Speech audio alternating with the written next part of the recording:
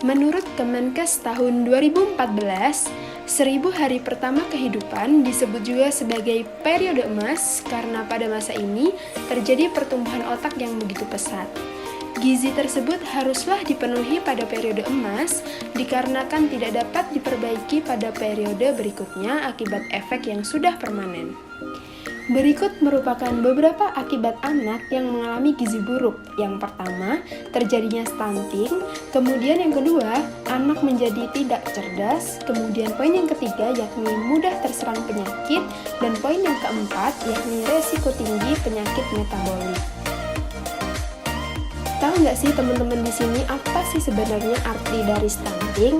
Nah, di sini menurut WHO tahun 2021, pengertian stunting yakni merupakan sebuah gangguan tumbuh kembang yang disebabkan oleh asupan nutrisi yang tidak adekuat dan juga adanya infeksi yang berulang yang terjadi selama 1000 hari pertama kehidupan.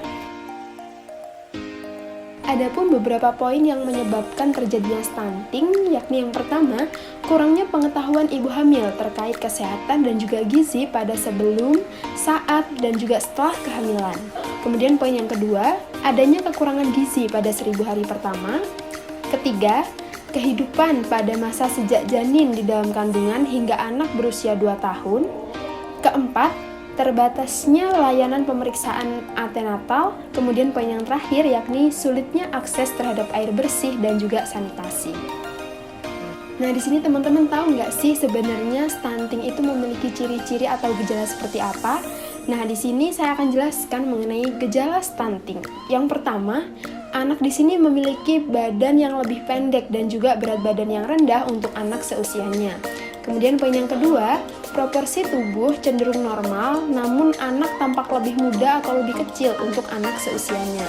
Dan poin yang terakhir yakni pertumbuhan tulang dan juga gigi yang sangat tertunda. Nah, di sini setelah teman-teman tahu mengenai gejala stunting, di sini saya akan memberikan tips bagaimana sebenarnya mencegah stunting pada ibu hamil. Yang pertama, ibu hamil haruslah mengkonsumsi tambahan tablet darah dan asam folat untuk mencegah anemia. Kemudian yang kedua, memberikan makanan tambahan pada ibu hamil. Kemudian poin yang ketiga, ibu hamil di sini haruslah memenuhi gizi seimbang sesuai dengan ketentuan dari ibu hamil. Kemudian poin yang keempat, melakukan pemeriksaan antenatal secara rutin. Dan kemudian poin yang terakhir yakni mencegah terjadinya infeksi baik TORS, malaria, hepatitis, dan juga lain sebagainya. Nah, setelah bagaimana cara mencegah stunting pada ibu hamil, kemudian berikutnya yakni mengenai berbagai cara mencegah stunting pada bayi. Poin yang pertama yakni memberi ASI secara eksklusif sejak lahir sampai bayi berusia 6 bulan.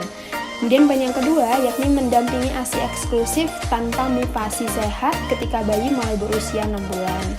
Dan poin yang ketiga yakni terus memantau tumbuh kembang anak. Dan poin yang terakhir yakni selalu menjaga kebersihan lingkungan.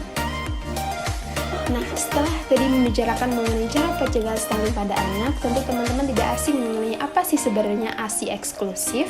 Nah, ASI eksklusif di sini merupakan ASI yang diberikan kepada bayi sejak lahir hingga usianya menuju ke 6 bulan tanpa ada tambahan atau pengganti berupa makanan atau minuman lain. Adapun kandungan dari ASI yakni yang pertama, adanya zat gizi yang dibutuhkan untuk pertumbuhan dan perkembangan kecerdasan anak. Kemudian yang kedua, adanya kandungan zat antiinfeksi, terutama untuk infeksi saluran pencernaan. Dan kemudian yang terakhir yakni adanya zat kekebalan tubuh, sehingga bayi tidak mudah terserang penyakit. Nah, ASI di sini tentu sangat bermanfaat ya teman-teman bagi pencegahan stunting kepada bayi. Nah, di sini saya akan menjelaskan beberapa manfaat dari ASI itu sendiri. Yang pertama, ASI di sini mengandung semua zat gizi yang paling baik untuk tumbuh kembang bayi, terutama pada 6 bulan pertama. Dan poin yang kedua, ASI dapat meningkatkan kecerdasan dan juga daya tahan tubuh. Kemudian yang ketiga, melindungi bayi terhadap infeksi seperti diare, infeksi telinga, dan juga flu. 4. Mengurangi pendarahan setelah melahirkan. Kelima, memperkuat hubungan kasih sayang antara ibu dan juga bayi. Tidak hanya itu tadi teman-teman, adapun penanganan stunting secara efektif yang pertama di sini memastikan kecukupan makanan, suplemen dan juga gizi. Kedua, perawatan dan juga pemantauan pertumbuhan anak. Tiga, memberikan stimulasi pada anak.